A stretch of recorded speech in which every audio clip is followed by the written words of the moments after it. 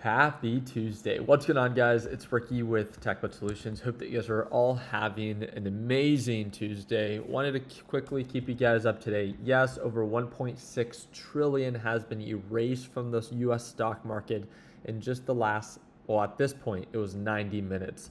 One of the things that we must understand is that as overall markets are beginning to drop, NASDAQ with consistent lower lows and lower highs, very similar to the pattern that we saw on Friday. And I want to remind you, we were talking about this in our live trading session today with the LPP team, is that markets haven't really been this bearish or seen this much fear in some time. And it's not just because of what's happening in the Middle East, because if you actually pay attention to oil, United States Oil Fund, you can quickly see that no, oil itself was also kind of down. Well, it looks like just a few minutes ago it began to uptick. But the thing that we need to understand is that oil is also bearish because supposedly, right, just like Trump promised yesterday, the Iran deal was imminent. It was likely to happen. This is what he's been sharing for the past 8 to 9 weeks that has been propping up the markets higher. But if oil is dropping, then it's not so much about what's happening in the Middle East and more of what's happening here. So what exactly can be some of the catalysts that are driving markets lower? I wanted to give you a seed that you can plant and kind of look a little bit more into. The big focus as of right now was the labor market, and it seemed like more jobs were actually created than what were expected. And now there's been a shift of sentiment. Feel free to look it up. The Federal Reserve is now expected, more now than ever before, to raise interest rates instead of cutting interest rates. And this is instilling fear in the market.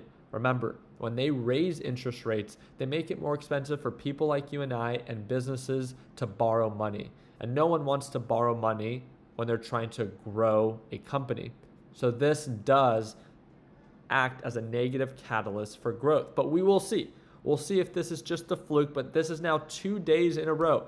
The NASDAQ market is down 3.67%. Again, I'm in Hawaii, so it's 6:50 a.m. here. Markets open at 3:30 a.m. here.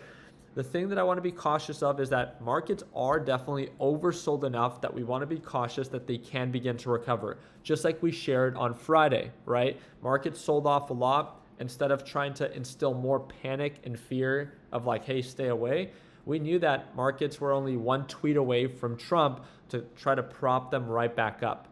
And that's what I kind of want to pay attention to this time. I'm not certain, obviously, that markets have to recover tomorrow, but I want to see, as we are testing a very similar support range that we did on Friday, I want to see if the same type of setup happens where the day after, if the markets just have a dead cat bounce and begin to recover. Or is this the beginning of the actual reversal, right? Markets are incredibly overbought. They've been incredibly overbought for quite some time. Finally, we're beginning to get some correction, right? Some pullback, some sell-offs.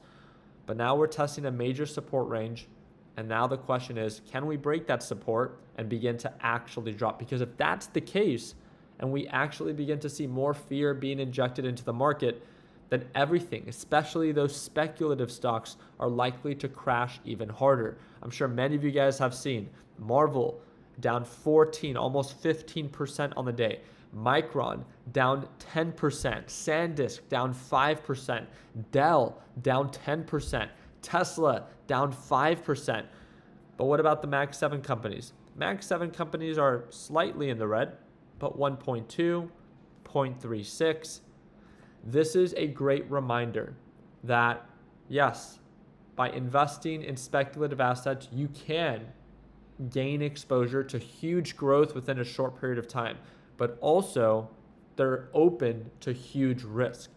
When it comes down to more solid companies like the Mag 7, as we can see with Meta, as we can see with Google, they do sell off when markets are red, but it's not as dramatic. And I don't want to use Tesla as in Tesla is part of Mag 7, but let's be honest, it's the least qualified Mag 7 company there is. The only reason it's a Mag 7 company is because of Elon Musk. And of course, in my opinion, again, he is one of the greatest minds of our generation. So there's a lot of hype that is following. Also, we've talked about it. Do we want to go live for the SpaceX IPO this Friday? If you guys if you guys would like me to go live for that IPO, all I ask you to do is get this video to over 1,000 likes, drop a thumbs up, and I'll do my part in waking up at 3:30 in the morning here in Hawaii so we can go live and watch the market react together. With that being said, I want to get your take on it. As NASDAQ market is selling off today, are you going with the bears because you believe that things will only get worse and markets will continue to sell off? Looking at the bigger picture, there's a lot more downside. Or do you think that this is a short-lived negative catalyst? Are you buying the dip in preparation for a recovery, which has happened for the past 8 to 9 weeks, right? So there's nothing wrong with you thinking that. But I think that we can kind of pick up on what's happening today and what happened on Friday. It just feels a little bit different. Like there is fear in the market. And we can directly see that it's not just what's happening in the Middle East anymore, because in that case, oil would be up if markets were selling off based off of negative news. But that's not the case. Oil is also down. So I'll make sure that I keep a close eye on this. I just wanted to talk about both sides.